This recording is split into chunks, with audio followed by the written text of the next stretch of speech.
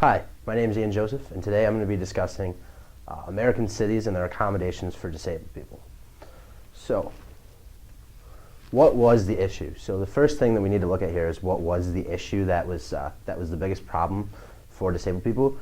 And in most American cities, there was a lack of infrastructure that allowed for disabled people to make their way around. Okay, so many disabled Americans had to live their daily lives as if they were able-bodied people, even though they weren't, and this caused for some issue. Oftentimes, this provided to be a challenge for those people, as many everyday objects limited their mobility and accessibility.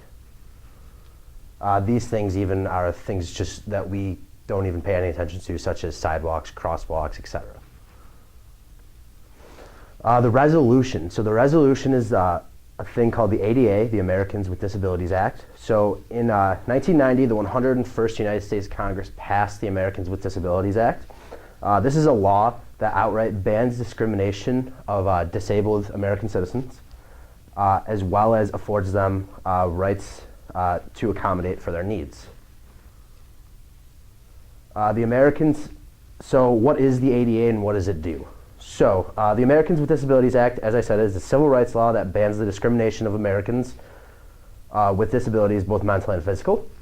The law provides similar protections as the Civil Rights Act of 1946, although it's not for people with race and religion and sexuality differences. This is people with physical differences.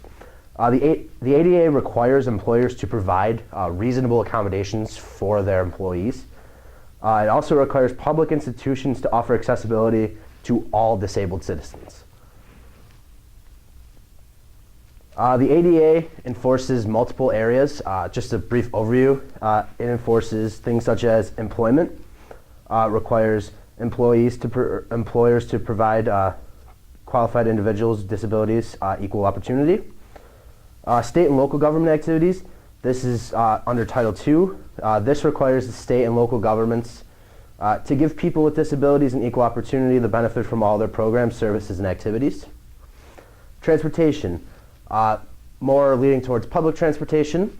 The transportation provisions of Title II cover public transportation services as the city buses and public rail transit, such as subways, commuter rails, and Amtrak. Public transportation authorities may not discriminate against people with disabilities in the provision of their services.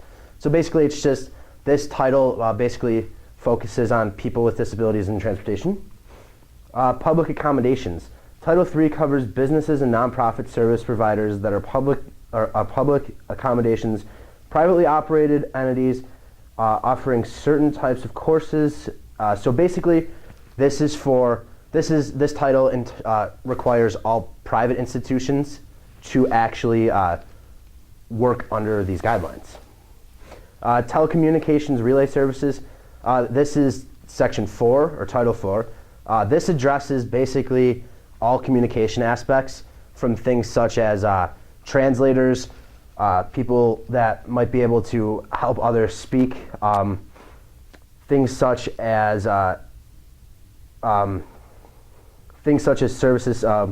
services for teleprompters. All the things in between that have to do with telecommunications are covered by the ADA for disabled people.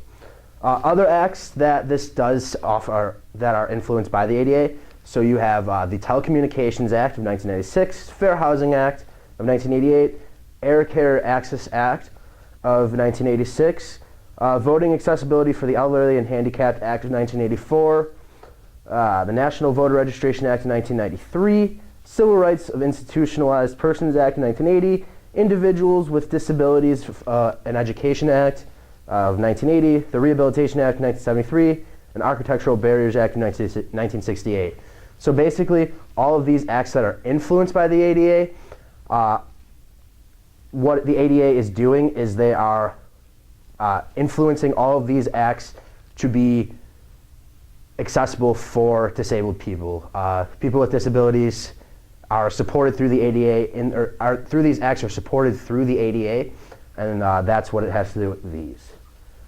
So there are some issues with the ADA as well that I'm not going to ignore. First of all, it's private institutions. So although the ADA requires all private institutions to follow their guidelines, oftentimes they don't actually do that. And even though this is great to add to progress of America, there are drawbacks that lie with this. Oftentimes, private institutions don't follow these laws because they're not enforced as heavily. But then again, they should, and most buildings aren't open unless they follow ADA guidelines. The lack of enforcement. So the lack of enforcement in the ADA is an issue that is something that has been seen very commonly throughout the last few years. So as Sensoi and D'Angelo explain it, the ADA is not consistently enforced of many buildings to remain accessible.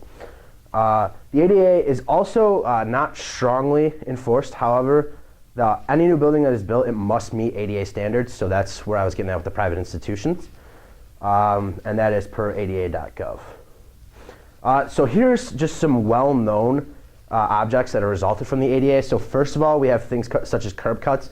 These things we see every day and we don't even realize it. So what a curb cut is, they are introduced by the ADA to make sidewalks more accessible for handicapped people.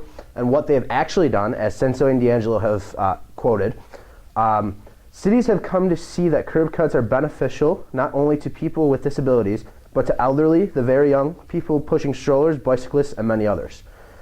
You also see tactile pavement. This is designed for the visually impaired to be able to find where the beginning of a crosswalk is and the end of a crosswalk is. So that is another thing that we see every day that we don't even realize comes from the ADA. So here's just a picture of that.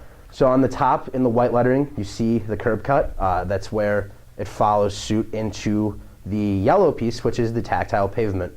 So this is just a visual representation. So basically what I'm trying to get at with this is that the United States has done its part to make sure that people with disabilities are equally and fairly represented. And I feel that the United States government, as well as local municipal governments and state governments, have really done a thorough job at protecting those with disabilities and making them just as equal as able-bodied people. Thank you.